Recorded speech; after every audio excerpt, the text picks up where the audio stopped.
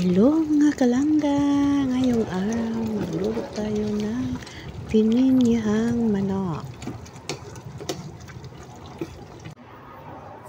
Lagay ako dito ng black pepper. Ibuhos natin ang pineapple juice. Yan. I-marinate lang natin ito kahit 15 minutes. Iprito lang natin dito ang ating potato at saka carrots. Tapos, isunod na natin dito ang ating bell pepper. Ayan, pagkatapos, isisasad natin. Next, isunod na natin ang ating sibuyas at ahoy. Ilagay na natin dito ang ating manok. Ayan, halo-haloin. Tapos magdagdag ako dito ng black pepper, asin, tsaka chicken cube. Ayan, takpan na natin ng ilang minuto.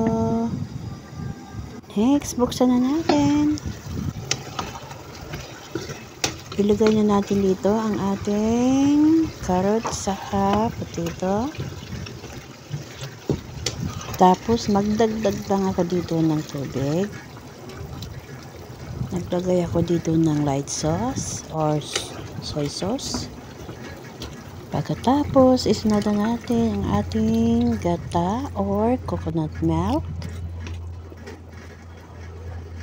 Ayan, takpan na natin hanggang maluto ang ating manok. Buksan na natin. Ang bango. Mukhang masarap na itong ating binuto. Magdagdag ako dito ng pineapple slice.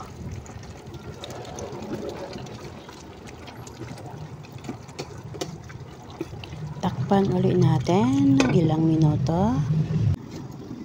Ayan na, buksan natin ang ating pininyang manok.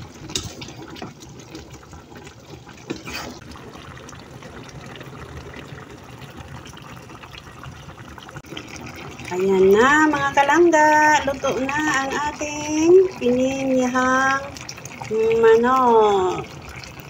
Let's eat! Thank you for watching.